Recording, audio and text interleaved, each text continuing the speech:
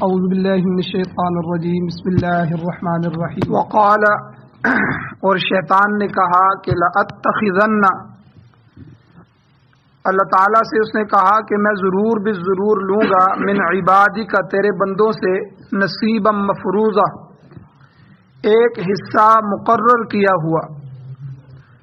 وَلَأُذِلَّنَّهُمْ اور میں ضرور بالضرور ان لوگوں کو گمراہ کروں گا وَلَأُمَنِّيَنَّهُمْ اور میں ان کو باطل آرزویں دلاؤں گا باطل امیدیں دلاؤں گا وَلَآمُرَنَّهُمْ اور میں ان کو ضرور حکم کروں گا فَلَيُبَتِّكُنَّ آذَانَ الْأَنْعَامِ پس وہ چیریں گے جانوروں کے کانوں کو وَلَآمُرَنَّهُمْ اور میں ضرور ان کو حکم دوں گا اور میرے حکم کی وجہ سے فَلَيُغَيِّرُنَّ خَلْقَ اللَّهِ وہ ضرور بالضرور اللہ کی بنائی ہوئی چیز کو تبدیل کریں گے اللہ کی تخلیق میں اللہ کی فطرت میں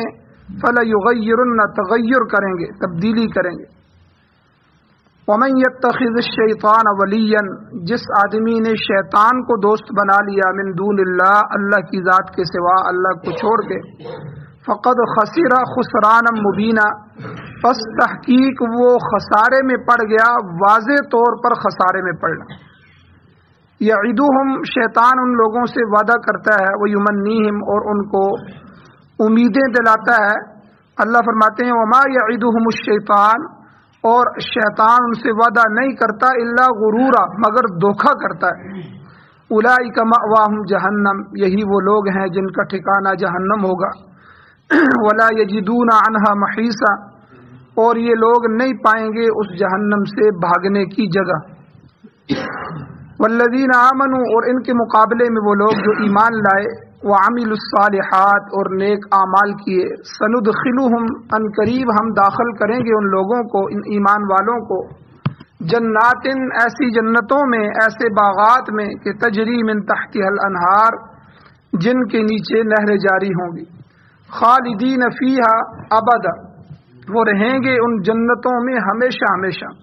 وعد اللہ حقا یہ اللہ کا وعدہ سچا وعدہ ہے ومن اصدق من اللہ قیلا اور اللہ تعالیٰ سے زیادہ سچ بولنے والا بات کرنے والا کون سچا ہو سکتا ہے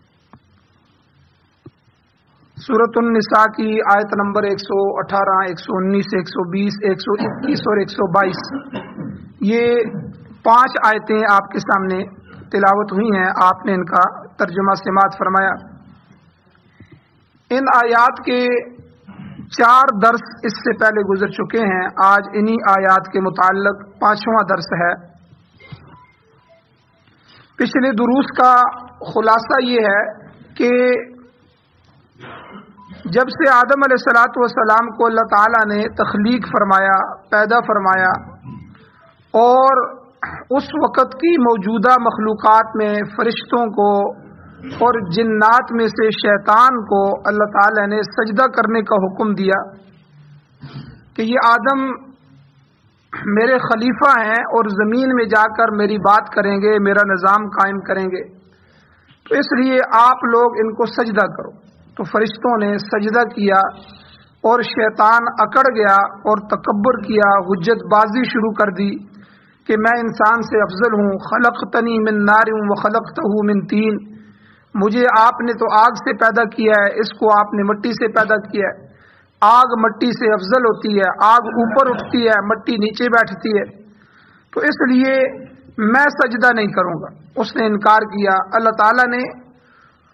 شیطان کو اپنے دربار سے اور جنت سے نکال دیا کہ اتنے عرصے تم یہاں رہ رہا ہے عبادت کر رہا ہے سب کچھ کر رہا ہے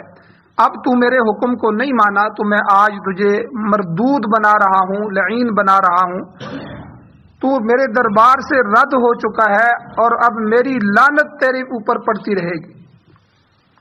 تو اس وقت چونکہ شیطان کے لیے ایک بہت بڑی مصیبت بن گئی تھی کہ وہ اللہ کے دربار سے نکال دیا گیا تو اس نے اللہ تعالی سے یہ وعدے کیے تھے کہ اے اللہ مجھے قیامت تک الی یوم یبعثون جس دن اٹھایا جائے گا اس دن تک مجھے آپ زندگی عطا فرمائی اور دوسری بات جو ان آیات میں شیطان نے اللہ سے کہی کہ وقال لأتخذن من عبادک نصیبا مفروضا، کہ میں تیرے بندوں سے اپنا حصہ لوں گا، جو مقرر کر دیا گیا ہے میں اس کو حصے کو لوں گا اور میں ان کو گمراہ کروں گا۔ اور شیطان کے بارے میں قرآن مجید نے دوسری جگہوں پر یہ بھی فرمایا کہ شیطان جو ہے اس نے کہا کہ ثم لآتینہم من بین ایدیہم ومن خلفہم وعن ایمانہم وعن شمائلہم، کہ میں ان لوگوں کو گمراہ کرنے کے لیے اے اللہ میں ان کے ہر طرف سے آؤں گا، ان کے سامنے سے بھی حملہ کروں گا، ان کے پیچھے سے بھی حملہ کروں گا، دائیں سے بھی بائیں سے بھی حملہ کروں گا، تو ان میں سے کوئی اپنا نہیں پائے گا۔ تو اللہ تعالیٰ نے اس کو بہرحال اپنے دربار سے نکال دیا اور راندہ درگاہ بنا دیا۔ تو اللہ تعالیٰ نے گویا کہ آج دنیا میں شیطان کی جو حکومت ہے اور دنیا میں جو انسانیت بس رہی ہے، اس میں اکثریت لوگ جو ہے وہ کافر ہیں۔ تقریباً 7.25 ارب کی آبادی ہے، 8 ارب کی آبادی ہے، اس میں سے 6.25 ارب کی آبادی جو ہے وہ کافروں کی ہے، ہندو ہیں، عیسائی ہیں، یہودی ہیں، سکھ ہیں، بدھ مت ہیں، اسی طرح دوسرے مذاہب ہیں جو اللہ تعالیٰ کو مانتے ہی نہیں ہیں، وہ تو گویا کہ شیطان کی پوجا کر رہے ہیں۔ کوئی بتوں کے سامنے سجدہ ریز ہو رہا ہے، کوئی کسی مورتی کے سامنے سجدہ ریز ہو رہا ہے، کسی نے اس قدرت کو، فطرت کو اور فطرت کے اس نظام میں پیدا کی ہوئی تخلیقی چیزوں کو اپنا رب بنا لیا ہے۔ کوئی سورج کو پوج رہا ہے، کوئی پانی کو پوج رہا ہے، کوئی کس کی عبادت کر رہا ہے، تو یہ اللہ کی ذات کے ساتھ شریک ٹھہرا کر گویا کہ کفر میں چلے گئے ہیں اور شیطان ان سے یہ پوجا کروا رہا ہے۔ اور باقی جو تقریباً 1.5-2 ارب کی آبادی ہے مسلمانوں کی، ان میں بھی کتنے لوگ ایسے ہیں جو اللہ کے احکامات کو ماننے والے ہیں۔ اب نماز کی حالت دیکھ لیں کہ پورے محلے میں سے 5%، 7%، 10% آدمی بڑی مشکل سے نماز پڑھتے ہیں، باقی جو ہے وہ بھی شیطان کے ہتھے چڑھے ہیں۔ تو اس لیے یہ وہ وعدے تھے جو ان آیات میں بالکل واضح طور پر اللہ تعالیٰ نے فرما دیے کہ اس شیطان نے کہا تھا کہ وہ کالا، اس نے کہا اللہ تعالیٰ سے اے اللہ مجھے اپنے دربار سے نکال رہے ہیں اور اس آدم کی وجہ سے نکال رہے ہیں کہ میں نے اس کو سجدہ نہیں کیا اور اس کی وجہ سے اس کو آپ نے عزت دی ہے اور اس کی وجہ سے آپ نے مجھے اپنے دربار سے نکالا۔ میں آپ سے وعدہ کرتا ہوں لأتخذن من عبادک نصیبا مفروضا، میں تیرے بندوں سے یعنی اولاد آدم سے اس کا بدلہ لوں گا اور اپنا حصہ وصول کروں گا۔ کیا کروں گا؟ وَلَأُضِلَّنَّهُمْ، میں ان کو گمراہ کروں گا، وَلَأُمَنِّيَنَّهُمْ، میں ان کو باطل امیدیں دلاؤں گا، لمبی لمبی امیدیں، یہ کوٹھیاں بنانی ہیں، یہ بنگلے بنانے ہیں، یہ اتنا مال جمع کرنا ہے، اور اتنی لمبی امیدوں میں یہ جیے گا یہاں تک کہ موت کے دروازے تک پہنچ جائے گا۔ غفلت کی زندگی میں میں اسے نکلنے نہیں دوں گا اور انہی امیدوں کے اندر میں اس کی زندگی کو ختم کر دوں۔ یہ اس نے اللہ سے وعدے کیے تھے اور ان وعدوں پر وہ پورا اتر رہا ہے اور وہ انسانیت کو گمراہ کر رہا ہے۔ اب کسی قوم کو اس نے شرک پہ لگا دیا، کسی کو بدعات پہ لگا دیا، کسی کو رسم و رواج اور رسومات کو جو ہے اس کو ادا کرنے پر لگا دیا، اور کسی کو جلسے جلوسوں پر لگا دیا، کوئی جھنڈیاں لگا رہے ہیں، کوئی کیا کر رہے ہیں، بس اسی کو دین سمجھ رہے ہیں۔ کوئی نماز نہیں، کوئی روزہ نہیں، کوئی اللہ کے احکامات نہیں، کوئی قرآن کی تلاوت نہیں، کوئی ذکر اذکار نہیں، کوئی ایسی چیز نہیں جو اللہ کے احکامات کے دائرے میں آتی ہو، باقی ہر اللہ کی مخالفت کے کاموں میں انسانیت کو اس نے لگا دیے۔ تو بہرحال یہ دونوں چیزیں اس نے کہا کہ میں ان کو گمراہ بھی کروں گا اور امیدیں بھی دلاؤں گا، اور جو میں ان کو حکم دوں گا، 2 حکم یہاں وہ اس کے بیان ہوئے ہیں جن کی تفصیل بھی بیان ہو چکی ہے۔ ایک اس نے کہا کہ وَلَآمُرَنَّهُمْ، میں ان کو حکم دوں گا فَلَيُبَتِّكُنَّ آذَانَ الْأَنْعَامِ، یہ جانوروں کے کانوں کو چیریں گے۔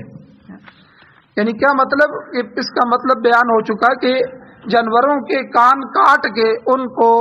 بتوں کے نام پر چھوڑ دیتے تھے مشرکین مکہ کہ یہ فلاں بت کے نام پہ میں نے جانور چھوڑا ہے، پھر اس کی سواری نہیں کرتے تھے، پھر اس کا دودھ نہیں استعمال کرتے تھے، یعنی اس سے کسی طرح کا بھی کوئی نفع نہیں اٹھاتے تھے کہ یہ ہمارے بتوں کے نام پہ وقف ہو چکا ہے۔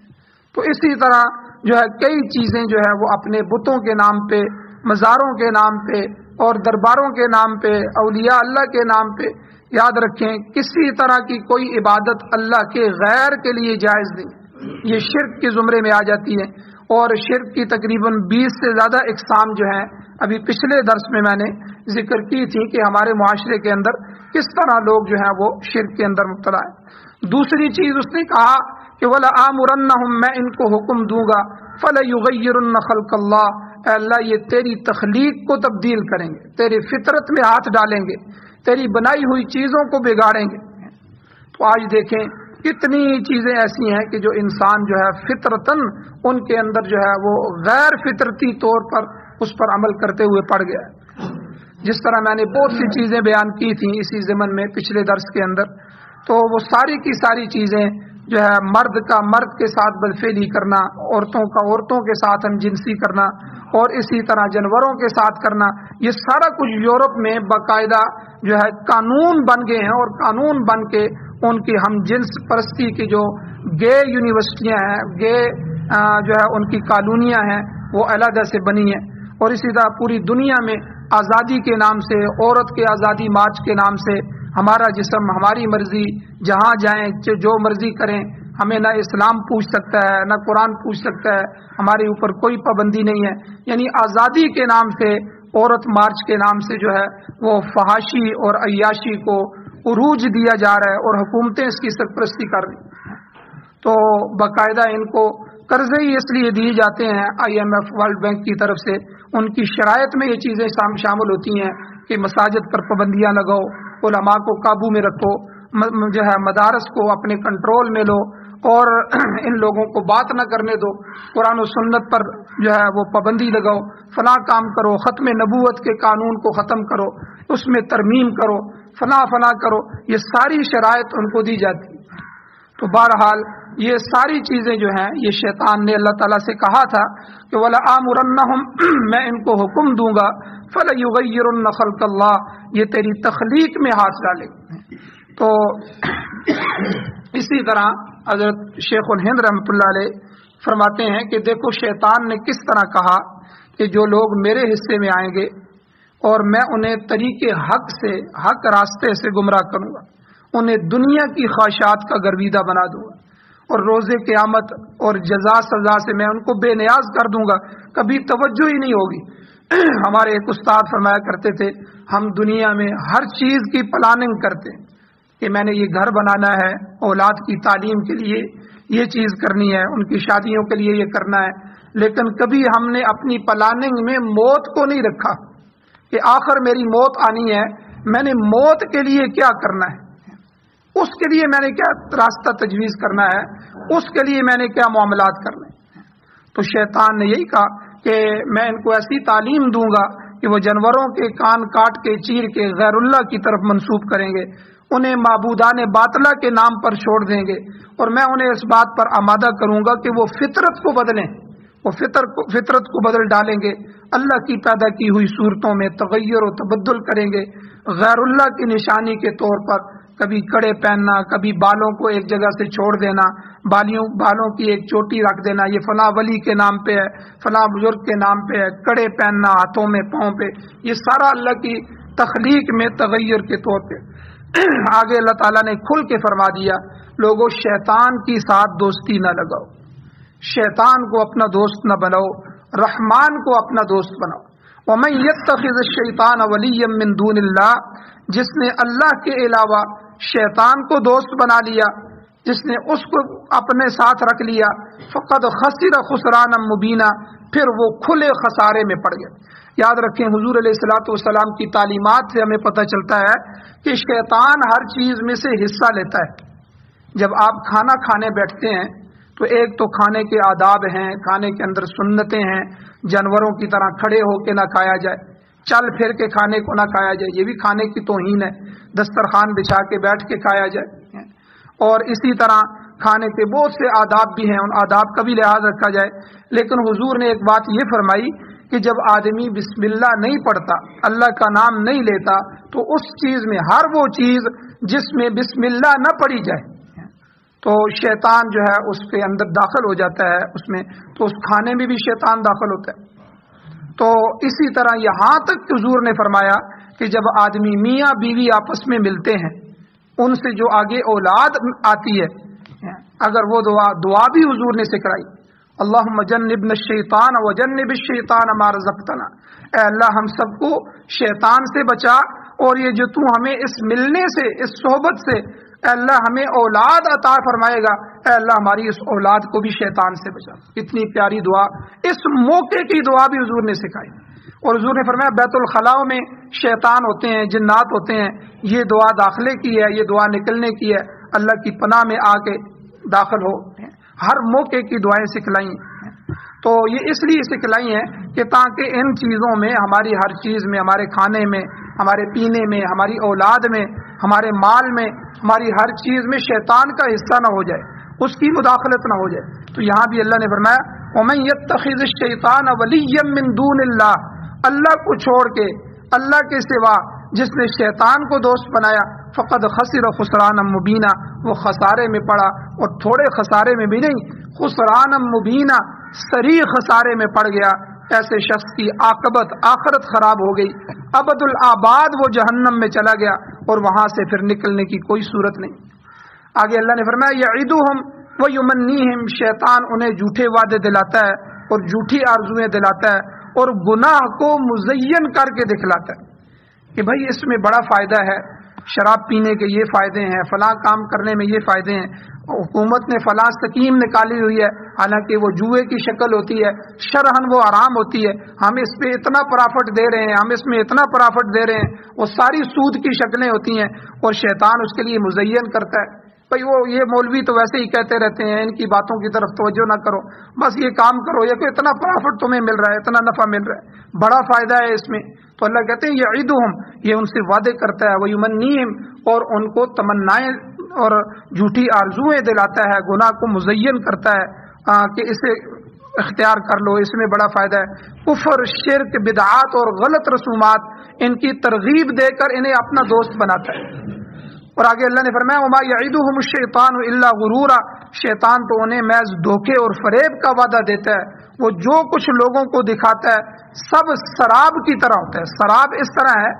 کہ آپ لوگ کبھی